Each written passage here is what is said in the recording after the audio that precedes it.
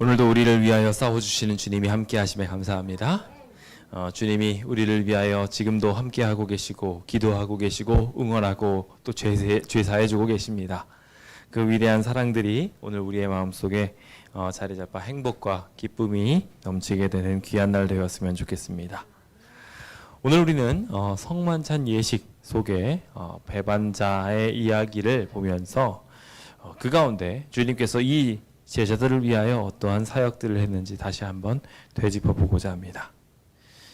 장차 어떤 때보다도 어려운 시련의 시기를 보내게 될 이 제자들을 향하여 주님께서는 주님 자신이 십자가에 달려 돌아가시는 가장 무거운 짐을 지고 계셨음에도 불구하고 제자를 걱정하셨고 제자를 사랑하셨고 제자를 응원하고 계셨습니다.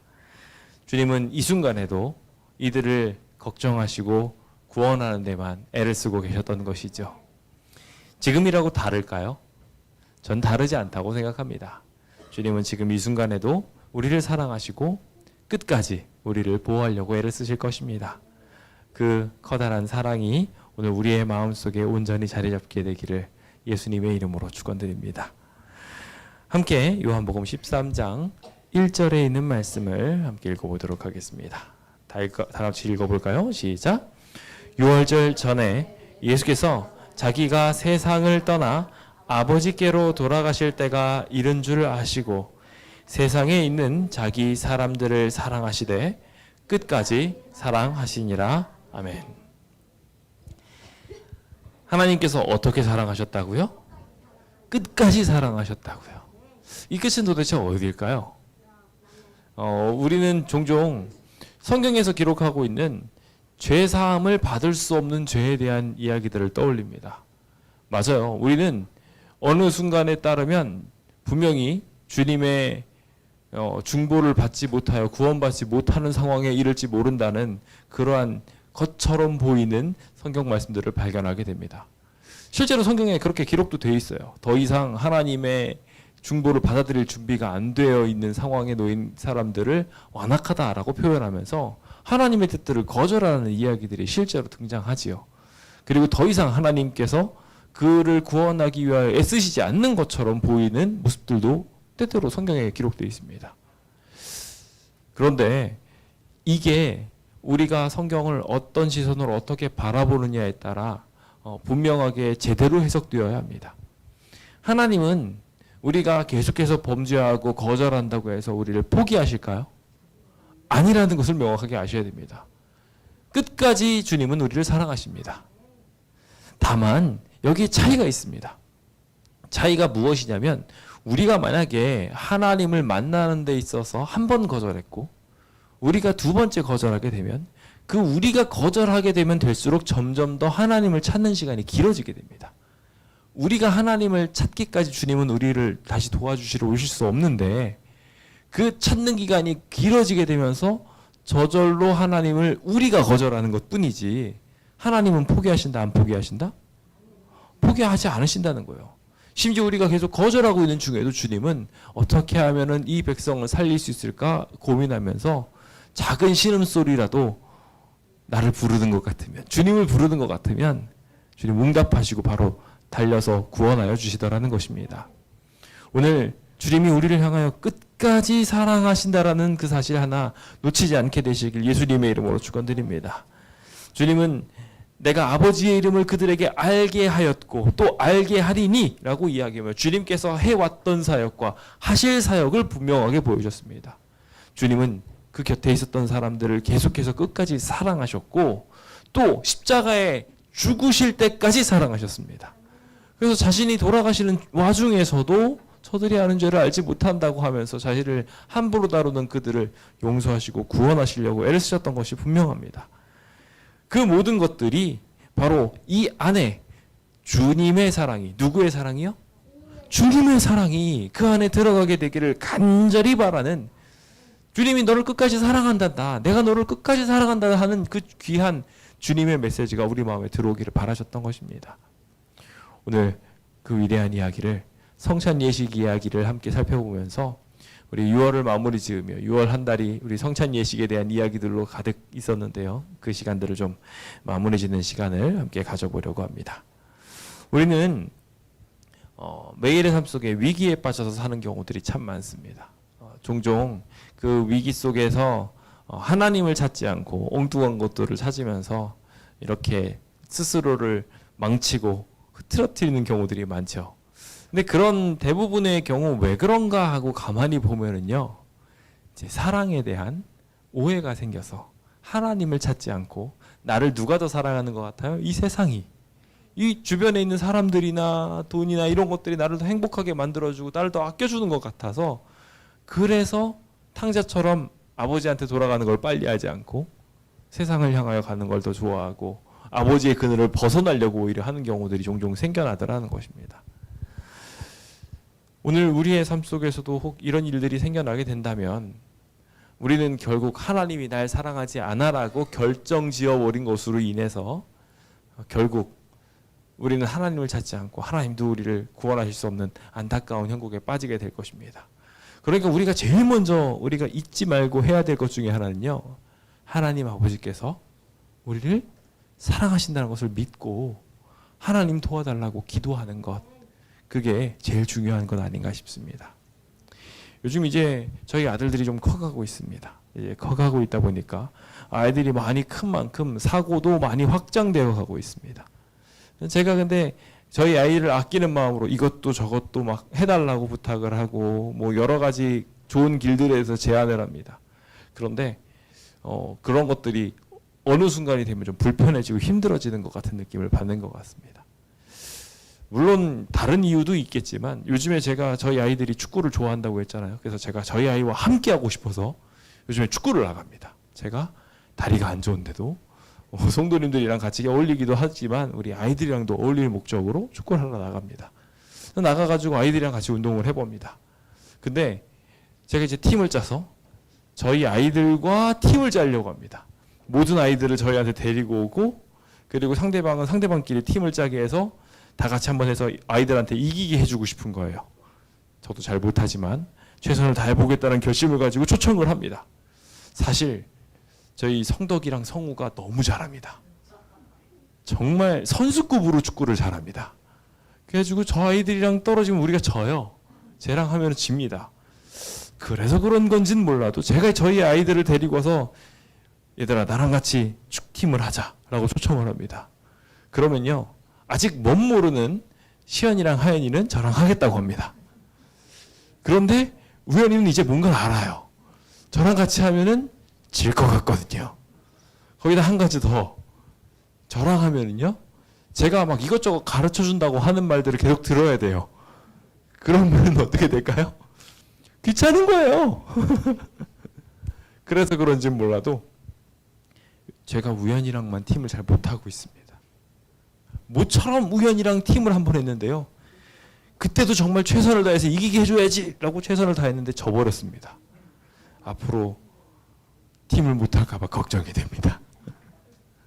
제가 이 말씀을 드린 것은 하나님에 대한 생각도 우리가 이런 식으로 오해할 수 있다는 거예요. 그래서 우리가 하나님이랑 같은 편을 하면 왠지 손해를 볼 것 같고 실패할 것 같은 생각을 할 때가 있습니다. 그리고 진짜 하나님과 편을 같이 했는데, 한 것 같은데 오히려 손해를 본 것 같은 느낌을 받을 때가 있어요. 저희 아이가 축구에서 진 것처럼 말이죠. 근데 제가 저희 아이랑 같은 팀을 하다 보니까 저는 이제 저 아이의 문제점과 단점들이 명확하게 보이더라고요. 제가 이제 우연이가 어떻게 뛰는지를 알 것 같아요. 그래서 제가 다음번에 하면 어떻게 도와줘야 되는지를 알 것 같고, 동시에 저도 더 능력을 키워서 다음번에는 반드시 이기게 한번 해주고 싶습니다. 근데 이런 긍정적인 역할들이 분명히 일어났음에도 불구하고 난 하나님 편을 든 것 같은데 왜 이런 거 진 것 같지? 라는 생각을 갖더라는 거예요. 하나님은 그 가운데 우리의 성장을 바라보시고 기대하시고 하나님 편이 되었을 때 그러면서도 손해보는 과정 속에 축복을 주시려고 기다리고 계신데, 우리는 종종 하나님 편을 하면 질 것 같고, 하나님 편을 하면 손해를 볼 것 같고, 하나님 편을 하면은 하나님한테 쿠사리를 잔뜩 들을 것 같아, 그런 생각들을 하곤 한다는 것입니다. 그러면 어떻게 돼요? 그 다음부터 하나님이 얘들아 내 편하자 일로 와 라고 이야기하는 이야기가 싫어지는 거예요. 하나님에 대한 오해를 품고 난 뒤부터는 더 이상 같은 편을 하기 싫어집니다. 여러분은 어떠십니까? 그래서 오늘 이 말씀을 통하여 하나님은 우리를 사랑하신다는 것을 분명하게 다시 한 번 더 확인시켜 드리고자 합니다. 우리 주님은 죽기까지 자기를 복종하사 우리를 구원하여 주시는 분이십니다. 그 위대한 구원을 생각하면서 오늘 이 성찬 예식 속에서 주님이 어떠한 사랑들을 베풀어 주셨는지 다시 한 번 더 확인해 보도록 합시다. 우리가 잘 아는 것처럼 주님은 끝까지 우리를 사랑하신다고 분명하게 하셨습니다. 그 과정 중에 우리가 잘 아는 것처럼 시몬의 아들 유다는요, 벌써 예수님을 팔아 죽일 생각을 하고 있었습니다. 가룟 유다만 표현되어 있으니까 그렇지 나머지 사람들은 어땠나요? 나머지 사람도 똑같았어요. 사실 다를 게 하나도 없어요. 유다가 예수님을 십자가에 달려 돌아가시게 하려고 팔려는 계획은 예수님을 왕이 되게 하려는 거였어요. 그러니까 나머지 사람도 똑같이 똑같은 마음으로 예수님 왕 됐으면 좋겠다고 생각했어요. 똑같은 마음이었고 예수님이 십자가를 지고 죽겠다는 이야기를 할 때마다 그 일이 절대로 일어나지 않을 거라고 이야기하면서 사단이요 마귀가 하는 일들을 똑같이 해왔었어요. 그러면서 똑같이 무슨 일을 하고 있습니까? 유다도 제1공신이 되고 싶어서 예수님의 품을 파고들었던 것처럼 이 제자들도 똑같이 예수님의 제1제자 누가 더 높냐는 이야기를 하느라 정신이 없었습니다. 그와 같은 일들이 어쩌면 우리의 삶 속에서도 동일하고 비일비재하게 생겨날지 모르겠습니다. 예수님께서 십자가에 달려 돌아가시는 큰 희생을 기다리고 있고 동시에 우리도 앞으로 어떤 힘든 일이 생길지 모르는 그 시험을 앞두고 있는 상황 속에서 똑같이 하는 일들이 비일비재하더라는 것입니다. 그런데 그런 이들을 향해서 주님께서는 도리어 사랑을 베풀어 주셨습니다. 시기와 질투로 가득하고 있었을 때 도리어 주님은 이들을 아껴주시고 구원해 주셨다는 것입니다. 우리가 지난 시간에 보았던 이 겸손 예식도 그 모습 중에 일환이었습니다. 사실 이제 밥을 먹게 되려면요, 그 당시 유대인들의 풍습상 이렇게 약간 누워가지고 이렇게 우리처럼 책상에 딱 앉아서 먹는 게 아니라 약간 이렇게 한쪽 어깨를 딱 기대고 이렇게 누워가지고 이렇게 밥을 먹습니다. 예, 지금 생각하면 좀 이상하죠. 완전히 들어 누워 있는 건 아닙니다만 약간 이렇게 측면으로 기대가지고 이렇게 쫙 펼쳐져서 이렇게 먹습니다. 그러다 보면 어떻게 될까요? 다리가 저쪽으로 갑니다. 이렇게 해가지고 다리를 이렇게 쭉 폈고 이렇게 밥을 먹게 됩니다. 그러면 이 사람들이 지금 밥을 먹고 있는 중이었어요. 성찬 예식을 할 때도, 세종 예식을 할 때도. 그럼 밥을 어떻게 먹고 있었다는 거예요? 상대방 밥 먹는 곳 얼굴 쪽에다 다리를 딱 들이밀고 밥을 먹고 있었어요. 그들이 배고프다고 밥을 먹겠다고 이렇게 하는 숟가락을 잠깐 내려놓고 옆에 있는 발을 보면서 닦아준다면 발냄새도 안 맡아도 되고요. 지저분한 세균에 노출될 이유도 없었습니다. 그러니까 사실 여기 영감의 말씀에서도 나오지만 사실 앉아있는 자세에 따라가지고 그들이 바로 옆에 있는 사람들만 씻겨줬어도 다 같이 한 사람만 씻겨주고 쫙 자연스럽게 시작할 수 있었어요. 다들 서로 눈치를 보면서 그 일들을 수행하지 않고 있었던 거죠. 이런 중에 있었던 이들을 주님은 저녁 먹는 중에 벌떡 일어나셔서 씻겨주셨던 것입니다. 그리고 이제 그 씻겨주시는 것을 시작으로 이제 주님께서 이들의 마음을 정결하게 해주시기 위한 특별한 만찬을 시작하십니다. 정결해지게 씻겨진 그들의 마음 속에 하나님께서는 특별한 교훈을 주고 싶으셨던 것이죠. 사실 인상 깊은 어떤 일이 있고 난 다음에 그것과 같이 펼쳐지는 사건은요, 오래 기억에 남습니다. 주님의 발 씻겨주심도 굉장히 인상 깊은 이야기겠죠. 그러니까 그 인상 깊은 뒤에 이야기 사건 뒤에 주님께서 하시는 말씀은 오래 기억될 것을 아셨어요. 그래서 주님께서는 이 제자들을 향한 특별한 이야기들을 시작하신 것입니다. 우리가 잘 아는 것처럼 성찬 예식의 시작이었죠. 그것이 바로 주님께서 제자들을 위해서 하시는 첫 번째 사역이라고 저는 생각합니다. 시편 119편 3절에 있는 말씀을 함께 읽어볼까요? 시작. 주의 말씀의 맛이 내게 어찌 그리 단지요 내 입에 꿀보다 더 다니이다. 아멘. 우리가 주님의 말씀의 맛을 보게 된다면 그 말씀의 맛을 보는 것을 통하여 하나님께서 주시는 힘을 경험하게 된다면 우리는 그 일들을 통해서 예수님이 우리를 사랑하신다는 것을 저절로 경험하게 될 것입니다. 연인들이 서로 이제 사귀게 되었을 때 연인들 간의 사랑을 확인하는 모습 중에 하나가 사랑을 담은 도시락이나 음식들을 같이 먹고 나누는 것들을 통해서입니다. 그렇게 정성스럽게 준비된 것을 보면은 그걸 보면서 아무리 맛없어도 그거를 기쁜 마음으로 먹게 되는 것이 사랑의 관계로서 이어지게 되는 비결 중에 하나가 되기도 하지요. 주님은요, 우리한테 그 사랑의 만찬을 제공해 주고자 하십니다. 지금 이 순간에도 말입니다. 주님께서 주시는 성경에 있는 말씀들을 요약을 하면 결국 뭡니까? 두 글자로 요약하면 사랑입니다. 주님이 우리를 사랑하신다는 거예요. 성경에 있는 찬미를 마찬가지로 두 글자로 요약한다면 뭘까요? 사랑입니다. 저희도 주님 사랑해요 라고 말하고 하나님의 사랑을 느끼게 되는 것이 성경과 찬미의 핵심인 것입니다. 주님은 이와 같은 일들을 통하여 당신의 백성들에게 나는 너를 사랑하고 있고 그 사랑이 너를 살아가게 하고 있단다 라고 말하고 계십니다. 우리가 잘 아는 것처럼 주님께서는 첫 번째 떡을 떼어서 이들에게 나누어 주십니다. 그러면서 이것은 내 몸이다 라고 말씀하시죠. 근데 이 내 몸이다 라고 이야기하시면서 주님께서는 축복하시고 축복하시고 라고 이야기하고 있습니다. 여기 감사기도의 내용 속에 축복이라는 키워드가 함께 포함되어 있습니다. 그러니까 주님께서 일반적으로 이제 하나님께서 음식을 주신 것에 대하여 이거는 왜 그러냐면 하나님께서 실제로 이 양식을 통하여 이 백성들에게 하나님 자신을 소개하고 하나님 주시는 즐거움을 주고자 하시는 위대한 내용들이 포함되어 있기 때문에 그렇습니다.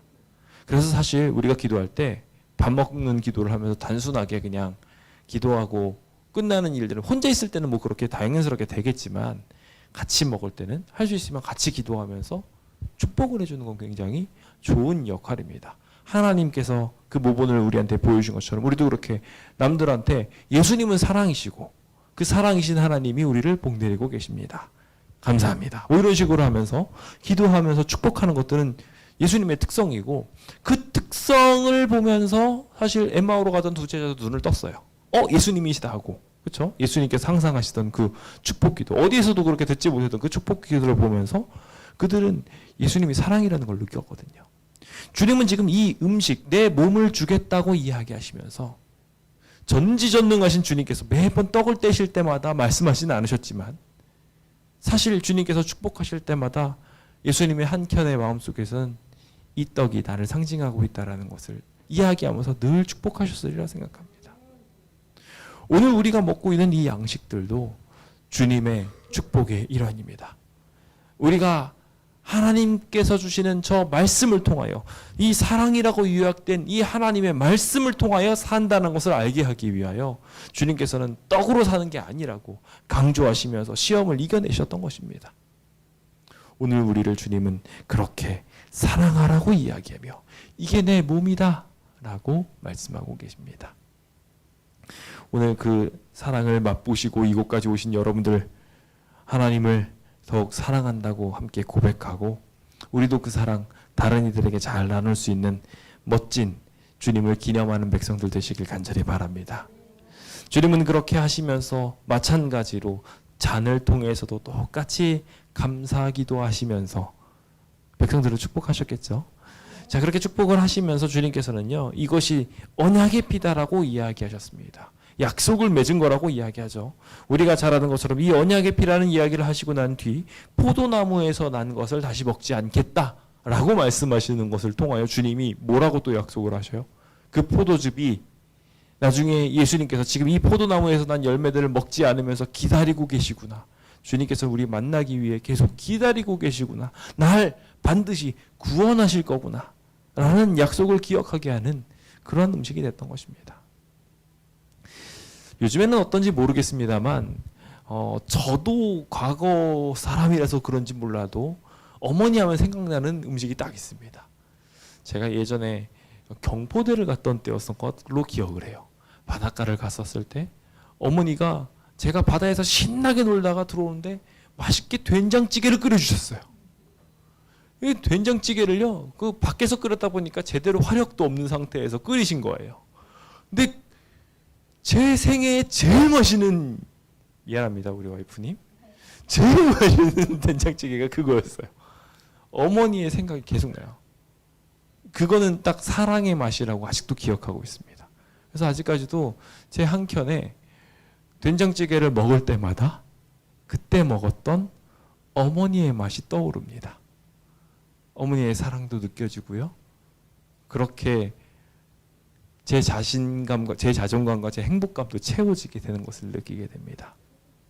주님도 우리에게 똑같이 그렇게 우리에게 음료를 주시면서 참된 음료를 베풀어 주시며 날 기억해 달라고 초청하고 계십니다. 주님은 우리를 만나러 오실 것입니다. 주님이 우리를 구원하여 주실 것입니다. 그 위대한 구원을 꼭 맛보게 되시길 예수님의 이름으로 축원드립니다. 주님께서는 이와 같이 백성들에게 포도즙을 나누고 떡을 나누는 양식의 습관들을 허락하여 주사 그들의 식문화 속에서 떡을 떼고 음식을 먹고 친교를 하는 과정 속에서 하나님이 우리를 사랑하십니다라는 것을 계속 기념하도록 성찬 예식을 그들의 삶 속에 넣어주셨습니다. 주님은 매번 밥 먹을 때마다 하나님의 사랑을 느끼고 기뻐하라고 그렇게 이야기하고 계셨던 것이죠. 그것 외에도 주님께서는요, 이것으로 부족하다고 느끼셨는지 계속해서 이 제자들을 도와주기 시작하십니다. 제자들이 이렇게까지 큰 사랑을 베풀어 주었음에도 불구하고 제자들은요, 여전히 죄를 저지르고 있었습니다. 그 사랑의 메시지를 받고 있는 중에도 그들은 그것들을 죄라고 생각하지 못하고 계속해서 더 큰 죄를 향하여 달려가고 있었지요. 주님께서는 그런 상황 중에 죄를 죄라고 알려주시는 도움을 베풀어 주십니다. 시편 19편 12절입니다. 함께 좀 읽어보겠습니다. 시작. 자기 허물을 능히 깨달을 자 누구리요? 나를 숨은 허물에서 벗어나게 하소서. 자, 여기 시편 19편은 어떻게 말하고 있습니까? 분명하게 자기의 허물을 아는 사람, 제대로 파악하는 사람 있다 없다? 없다. 다들 그래요. 사람은 그런 것 같아요. 그래서 자기의 눈에 있는 들보들은 보지 못하면서 주변의 사람들에 있는 티끌들은 그렇게를 잘 찾아내고 누가 더 높다느니 그러고 있는 거예요. 그렇죠? 자기 눈에 다들 들보들 하나씩 가지고 있으면서 말이죠. 사실 그들은 사실상의 소경입니다. 들보가 눈을 가로막고 있으면 뭐가 보이겠습니까? 뵈는 게 없는 거죠. 그래서 그 허물을 벗어나게 해주는 분이 필요합니다. 이 허물을 벗어나게 해주는 것은요, 사랑입니다. 제가 저희 아이들을 볼 때면은 종종 저희 아이들의 안타까운 모습을 볼 때가 있습니다. 남들이라면 어떻게 할까요? 좀 안타까운 모습을 보면은요, 용납해 주려고 합니다. 그냥 그런가 보다 하고 참고요. 그리고 굳이 문제를 만들려고 하지 않습니다. 뭐 사랑으로 권면을 해줘도 한두 번 해줄 뿐이지 그 이상으로 접근했다가는 그 사람이 더 큰 상처를 받을 수 있다 보니까 그렇게 하지 않습니다. 일반적으로. 그런데 자기 자식은 어떻습니까? 자식이 잘못된 길을 걸어요. 그럼 한두 번 이야기하고 포기하시는 분 계십니까? 그게 사랑하는 겁니까? 저는 아니라고 생각합니다. 물론 자식의 부족한 점들을 받아들이고 용납하는 것 필요합니다. 근데 그렇게 용납하면서도 이 아이가 잘못되고 있는 부분을 그대로 보고 있는 것은 사랑이라고 말할 수 없을 것입니다.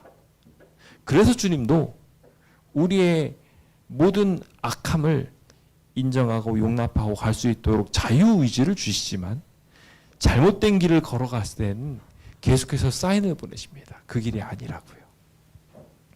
그것도 사랑입니까? 그것도 도와주는 거 맞습니까? 아니라고 생각하시는 분들도 계신 것 같습니다. 나 그거 불편해하면서. 그런데요, 그 사랑 맞습니다. 그 사랑 없으면요, 우리는 다 스스로 멸망의 길로 갈 수밖에 없습니다. 가만히 내버려 두면 주변 사람들을 찌르고 결국 자기 스스로도 찌를 수밖에 없는 결과에 이르게 될 거예요. 그래서 주님은 회개를 촉구하십니다. 우리가 행복하기를 바라는 주님의 위대한 교훈이 우리 마음속에 자리 잡게 되기를 간절히 바랍니다. 자, 이제 주님께서 이 깊은 감동이 다 맞춰졌습니다. 그렇죠? 자신의 몸과 피를 나누어 주시겠다고 말씀하시는 그 이야기는 제자들에게 깊은 인상을 주었어요. 사실 이 말씀이 어렵도다라고 이야기하면서 주님께서 주시는 그 살과 피에 대한 이야기를 예전에 드렸을 때 그때 반감도 없지 않아 있었겠지만 이 제자들에게 지금 주시는 희생에 대한 이야기의 메시지는 어렴풋하게 그 이야기를 이해하게 하였고 동시에 너무 큰 감사를 느끼게 했어요. 근데 그 큰 감사와 기쁨이 있고 난 뒤에 바로 하신 말씀이 심령이 괴로워서 증언하여 이르시되 너희 중에 하나가 나를 팔리라 라고 이야기하셔요. 참 때가 애매한 것 같아요. 감동적인 메시지를 쫙 전하고 축복의 메시지를 쫙 전하고 그러면 이대로 끝났으면 좋겠어요. 그렇죠? 다 그래요. 나 행복했으면 좋겠다고 막 축복을 빌어주고 나면 그 이야기로 딱 끝났으면 좋겠어요. 근데 진짜 사랑하는 사람은 축복과 함께 제대로 된 길을 제시해주는 사람입니다. 주님께서는 이들에게 이 사랑의 메시지, 나 자신을 너한테 다 주겠다라는 이야기를 하시고 난 뒤에 심령의 괴로움을 느끼셨어요. 그렇게 다 주겠다는 사랑을 베풀어 주었음에도 불구하고 이 제자들의 마음속에 누가 더 높냐라는 생각이 여전히 남아있는 걸 발견했거든요. 특히 그 중에 그 희생의 메시지를 조금 제대로 이해할 수 있는 머리를 가지고 있었던 유다. 그는 예수님께서 희생하시고 너희를 위해서 내가 죽겠다라는 메시지를 계속했을 때와 이 메시지를 매칭시켜서 이해하고 있었을 것 같습니다. 그리고 그는 그 마음속에 이 십자가를 거절하기 시작한 거예요. 그 거절을 어떻게 합니까? 예수님이 십자가에 달려 돌아가시려고 해도, 희생을 하려고 해도 예수님께서 그렇게 딱 하고 나면 나중에 벌떡하고 일어나서 오히려 왕이 될 수 있는 모습으로 바뀌지 않겠느냐. 그래서 팔아버릴 생각을 한 거예요. 그는 예수님을 위한다 생각했지만 예수님의 방향과 너무나도 동떨어진 계획이었습니다. 주님은 그 모습을 보고 예수님 사랑을 삐뚤어지게 하고 있는 모습을 알려주고 싶으셨어요. 그거 틀렸어. 그거 아니야. 그 방법 아니야. 유다도 사랑했습니까? 사랑했어요. 유다 정말 사랑했어요. 예수님 진짜 아꼈고요. 예수님을 너무 아낀 나머지 자기가 원한 대로 예수님이 좋은 길로 들어서지 못하니까 자기 목숨을 끊을 정도로 예수님을 사랑했어요. 예수님 진짜 사랑했던 사람 중에 하나입니다. 그런데 그 사랑이 잘못된 사랑이었어요. 그래서 주님께서는 이 잘못된 사랑에 빠진 이 유다에 대한 문제를 사실 모두가 가지고 있는 이 문제를 깨우치기 위해서 꺼내셨습니다. 한 사람이 나를 팔겠다고 이야기했을 때 그들은 다들 큰 충격을 받게 됩니다. 그래서 그들은 몹시 근심하면서 하나씩 묻습니다. 주여, 저는 아니죠? 전 아니죠? 접니까? 라고 묻는 사람은 아무도 없어요. 전 아니지요? 라고 물어요. 다. 전가요? 라고 말하는 사람은 아무도 없고 자기가 죄인이라고 내가 팔 거라고 생각하는 사람은 아무도 없어요. 참 속상한 이야기예요. 우리도 그래요. 우리가 잘못을 저지르고 살아가는데 내가 잘못을 저질렀다라는 건 이 중에 내가 제일 죄인이야 라고 생각하는 사람은 아무도 없어요. 이거 아무개가 있는데 뭐 아무개는 나보다 더 죄인인 것 같다 하면서 이렇게 꼭 비교를 합니다. 왜 그런지 모르겠어요. 우리 모두 죄인인데 말이죠. 사실 죄인이 돼야 예수님과 관계가 맺어집니다. 그래야 구원을 받아요. 그런데 난 죄인 아니에요 하면요, 주님의 대속은 그에게 아무 의미가 없게 되고 아무 역사를 이룰 수 없게 됩니다.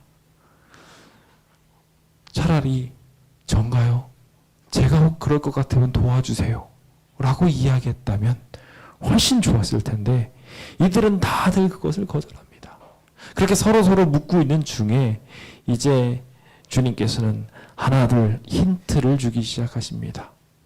첫 번째 사인을 주셨던 것 중에 하나는요, 손을 넣는 자라는 이야기였는데 그 이야기를 하기 전에 먼저 자극을 주실 필요가 있었어요. 그러면서 이렇게 팔려고 계획하는 사람은 차라리 태어나지 않는 게 나았을 거다. 이게 얼마나 강력한 메시지인가요? 그렇죠? 차라리 안 태어난 게 나았을 거야 라고 이야기하는 것은 뭐 어떻게 보면은 욕 중에서도 가장 큰 욕이 될 수도 있어요. 그렇죠? 정말 심각한 이야기예요. 아, 이건 절대 안 되고 정신 번쩍 들 만한 이야기를 하셨어요. 그리고 그 사람한테 분명히 화가 있을 거라고 이야기하고 난 뒤 사인을 주셔요. 사인을 주시기 시작을 하는데, 일단 첫 번째가 떡 한 조각에 대한 이야기였어요. 이 떡 한 조각에 대한 이야기는요, 사실 은밀하게 일어난 이야기였어요.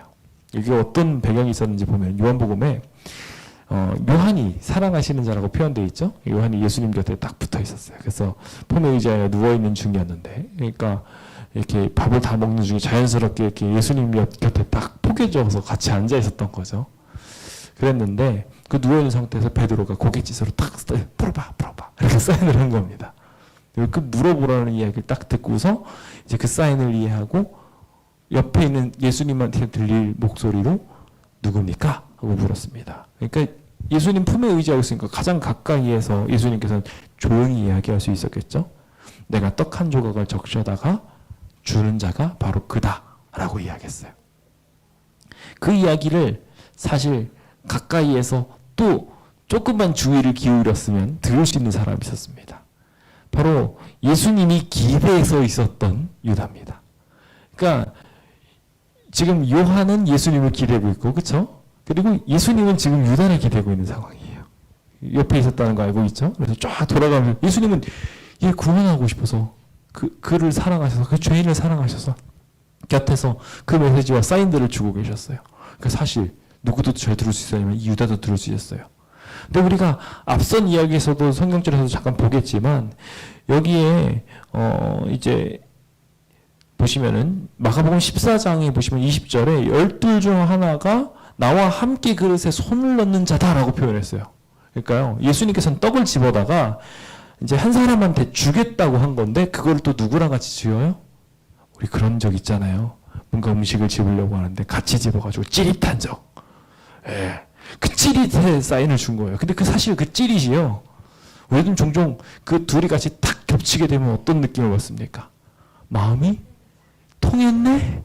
하면서 뭔가 저릇저릇한 또 하나의 막 이렇게 두근거림을 느끼지 않습니까? 예수님께서는요, 딱 이 제자가 넣는 타이밍에 같이 딱 손을 넣으시면서 내가 너 사랑해 라고 이렇게 싹 사인을 주신 거예요. 마치 전기 게임을 하다 주님께서 사랑의 사인을 주신 겁니다. 너 그대로 가면 안 돼, 돌아와 하고서 사인을 줬죠. 사실 이 사인을요, 요한도 못 봤어요. 손을 같이 넣는 중에. 왜냐하면 이걸 알았으면은요, 이 뒤에 요한은 알아가지고 유다에 대해서 이야기를 하면서 너구나 했어야 정상이거든요. 그런데요, 예수님은 음식을 하면서 떡을 집은 과정을 요한이 보지 못하도록 돌려서 집으시면서 유다한테만 사인 주신 거예요. 우리가 잘못했다고 사인 주는 거는요, 곁에 사람들이 사인을 줘서가 아니라 우리 주님이 사인 줘서 깨닫게 됩니다. 그것이 오늘 우리에게 진짜 필요합니다. 주님은 사실 우리 마음속에 우리의 양심을 깨우쳐 주려고 애를 쓰시고 계속 사인을 주세요. 사인을 주시고 사인을 주시고 사인을 주셔서 우리가 그 음성을 듣도록 하는데, 그게 끝까지 안 되면 우리의 품속으로 이제 드러나기 시작하고요, 우리의 행동으로 더 크게 나타납니다. 그럼 주변 사람의 눈에도 거슬리게 돼요. 그래서 그 주변 사람들이 말하게 됩니다. 그거는요, 어떻게 해서 그 문제가 생기는 거냐면, 우리가 앞서 말한 것처럼 예수님께서 주신 사인들을요, 오랫동안 놓쳐가지고 그게 누적돼서 주변 사람들의 눈에 거슬리게 되는 거예요. 그러니까 그 이전에 누구를 거절한 거예요? 계속 예수님을 거절한 거예요. 그는 이렇게 적셔다가 이제 유다한테 주셨습니다. 그런데 참 재미있는 거는요, 그 당시에 유다의 마음속에는 다른 생각으로 가득 차 있었어요. 주님께서는 이 떡 한 조각을 주면서 그 사람이 유다다라는 것을 요한에게 알려주셨어요. 그리고 나서 딱 집으시면서 유다는 한참 번민을 하다가 그 타이밍에 딱 그걸 집으면서 물어봅니다. 전 아니지요? 아주 기가 막힌 타이밍입니다. 주님께서는요, 마태복음 26장 25절에 분명하게 말씀하십니다. 내가 말하였도다. 주님은요, 정말 은밀하게 사랑의 조각과 사랑의 대답을 베풀어 주셨습니다. 우리가 죄인이라고 알려주시는 것입니다. 사실 우리의 마음속에 우리가 한 잘못들을 주님께서는 종종종 떠올려 주십니다. 아, 나 이러면 안 되는데, 나 이렇게 하면 안 되는데, 이런 생각들이 들도록 해주세요. 그게 안 들리시는 분들은 진짜 지금 심각한 상황에 놓여 있는 겁니다. 우리가 너무나 오랫동안 죄에 노출돼 있어서 그걸 못 듣고 있는 거예요. 명백하게 하나님께서 하지 말았으면 좋겠다고 생각하는 걸 하고 있으면서 내가 모르고 있는 사람들은요, 그거 정말 기도 많이 하셔야 되고요. 그게 내 품성이 된 건 아닌가 고민해 보셔야 됩니다. 주님께서 딱 메시지 하는 게 들렸는데 안 되시는 분들이 있어요. 예, 그럴 수 있습니다. 우리 모두 다 그렇습니다. 그런데 그게 주님이 우리한테 주시는 사인들이라는 것을 꼭 기억하셨으면 좋겠습니다.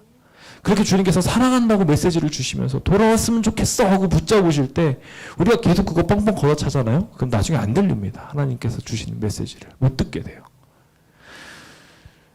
여기 유다는 어떻게 했습니까? 유다는요, 사실 그 전부터 계속 예수님한테 사인을 받았습니다.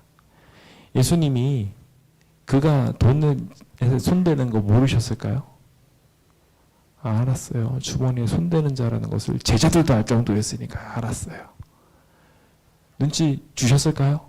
사랑하신 주님께서 안 주셨을 리가 없어요.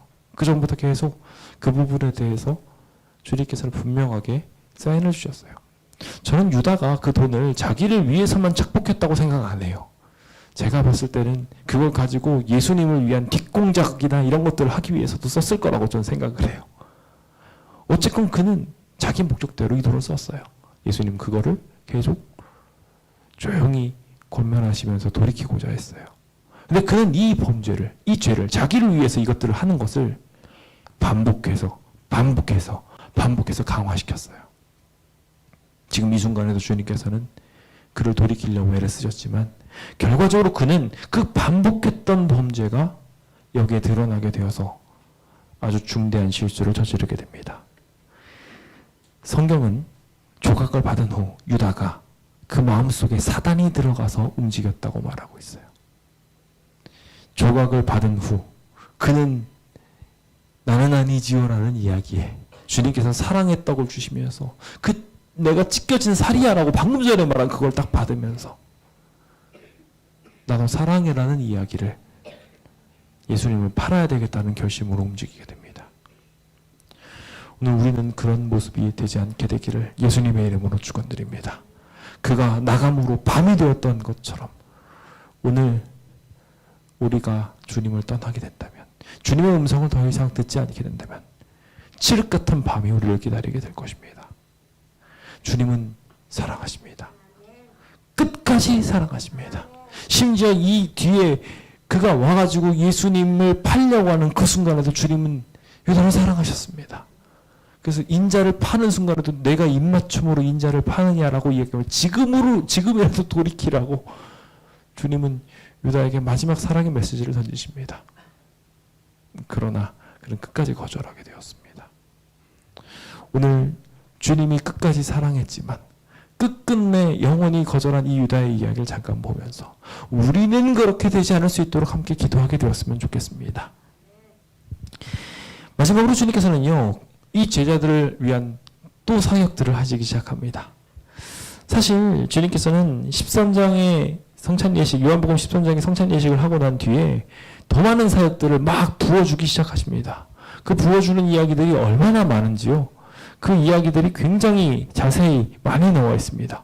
사실 요한복음이 등장하는 이야기 속에 대부분의 이야기들이 이 요한복음의 이 성찬 예식 이후의 메시지라고 할 정도로 정말 주옥 같은 메시지들 그 당시에 굉장히 많이 메시지를 전해주기 시작하십니다. 그 이야기를 가만히 보면 주님께서는요, 이 시간을 정말 많이 고대하시고 기다리셨던 것 같아요. 그 메시지들이 잘 많았는데 그건 결과적으로 이 제자들의 연약함을 회복시키기 위한 중보 사역이었습니다. 유다가 그 조각을 받고 나서 곧 나가게 되었을 때 주님께서는 그 이후부터 세계명을 쫙 이야기하시면서 수많은 가르침들을 주기 시작하십니다. 오늘 주님이 우리 안에 계시기만 한다면 주님은 이와 같은 도움을 주실 것입니다. 우리가 주님과 한 지붕에 있기만 한다면 주님은 우리를 끝까지 지켜 보호해 주실 것입니다. 시편 46편 5절에 있는 말씀을 함께 읽어보겠습니다. 시작. 하나님이 그 성 중에 계심에 성이 흔들리지 아니할 것이라. 새벽에 하나님이 도우시리로다. 아멘. 그렇습니다. 주님은요, 그와 함께한 모든 이들을 지킬 것입니다. 우리가 주님과 함께 하겠다고 하고 그 그늘에 있게 된다면 이 제자들도 사실 유다와 똑같은 범죄를 저지르고 똑같은 실수를 저질렀던 이였습니다. 심지어 예수님이 한시라도 깨어있을 수 없느냐라고 부탁하면서 겟세마네에 데려가가지고 좀 깨어있어달라고 이야기해도 정신 못 차리고 막 계속 자고 있었던 사람들이 이들이었습니다. 그런데 주님과 함께 있으니 주님이 지켜주셨습니다. 오늘 그 위대한 중보 사역에 눈뜨게 되시길 예수님의 이름으로 축원드립니다. 배반자가 떠난 자리에도 사실 여전히 그들은 다 누가 더 크냐라고 이야기하면서 서로 싸우고 있었습니다. 서로 왜 그렇게 싸우는지 참 속상하기까지 합니다. 집권자들에 대한 이야기를 하면서 주님은 그것이 틀렸다고 설명을 하고 있습니다. 다른 사람들은 그렇게, 세상의 집권자들은 그렇게 하는지 모르지만 하나님의 나라는 그렇지 않다고 설명합니다. 너희는 섬기는 자가 되어야 된다고 이야기하면, 내가 방금 전에 스승으로서 씻겨주는 거 보지 않았니? 왜 아직도 큰 자에 대한 미련을 못 버려서 그러고 있냐고서 계속 가르쳐주고 계셔요. 그런데도 불구하고 이 중에 여전히 누가 배반자냐는 이야기가 여전히 시끌시끌했고요. 그러던 중에 베드로가 팍 튀어나와가지고 다른 사람들은 다 버릴지라도 전 안 버릴 겁니다. 아주 자신 있게 얘기합니다. 제일 크게 예수님을 저주까지 하면서 배반할 사람이 나서가지고 했다는 것은 참 의미심장합니다. 제가 종종 놀 때 친구들이 와가지고 가위바위보를 해서 순례를 정하자 하는 사람이 있어요. 참 재밌게도요. 그 순례를 정하자고 가위바위보를 제안하는 사람이 걸리는 경우가 참 많더라고요. 여기 스스로 무덤을 봤던 베드로도 그렇게 무너질 사람이었습니다. 그런데 주님께서는 그 무너질 사람한테요, 주님께서는 경고하십니다. 잘못된 방향으로 갈 거라고요. 그런데 그렇게 이야기하고 난 다음에 주님께서는 아주 흥미로운 이야기를 하시는데요. 누가복음 22장은 그것을 다루면서 3번 모른다고 나를 부인하리라 라고 이야기하고 끝나지 않고요. 시몬아 시몬아 라고 사랑의 이름을 부르시고 난 뒤 사단이 너를 밀가부르듯이 너 정말 쓰러뜨리려고, 정말 무너뜨리려고 두들겨 팰 거라고 요구를 했지만 주님은 어떻게 하신다고요?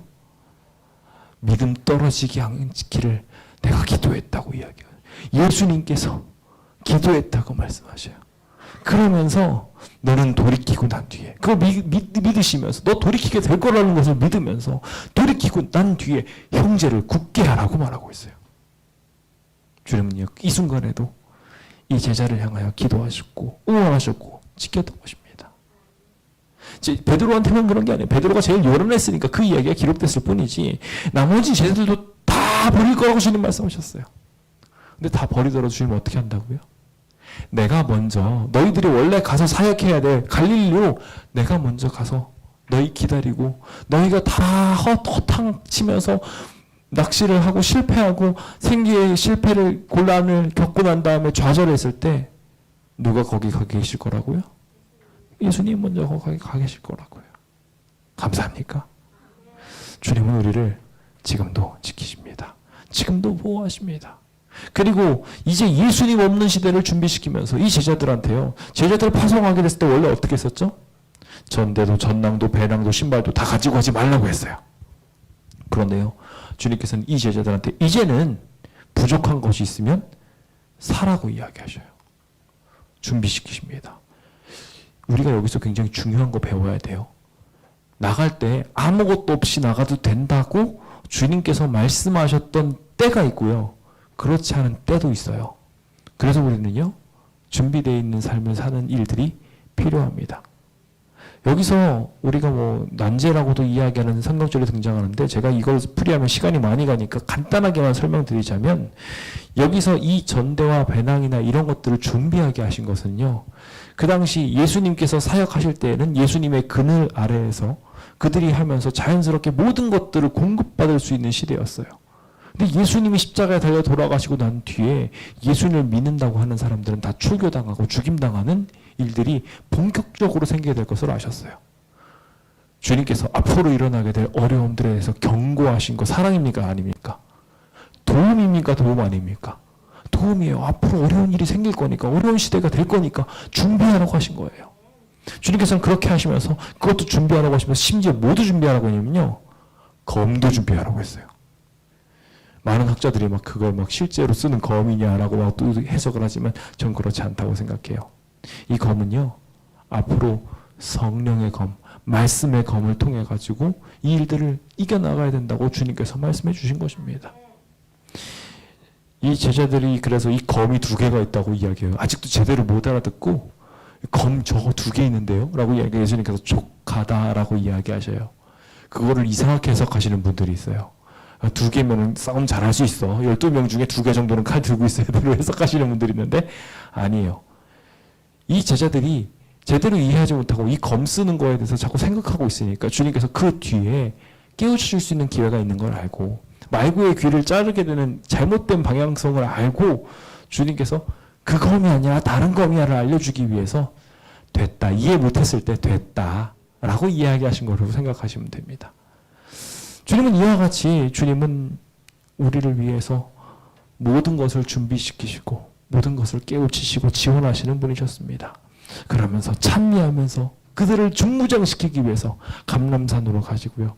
여기 예언의 신 말씀을 보면은 여기 있는 말씀들이요, 그냥 단순히 거기 식당에서만 말씀하신 게 아니라요, 감람산으로 가시면서도 계속 가르치시고 기도하시면서도 가르치시고 했던 이야기라는 걸 알 수 있어요. 주님은 그 습관을 통해서 기도의 터전으로 인도하시고 그들을 바로 설 수 있도록 만들어 주셨습니다. 오늘 우리를 위해서도 주님은 이와 같이 기다리시고 응원하시고 지켜주십니다. 그 위대한 사랑의 초청에 우리 함께 응답해 보시지 않으시겠습니까? 우리를 위해 늘 기다리시는 주님께서 지금도 우리를 간절히 고대하고 계십니다.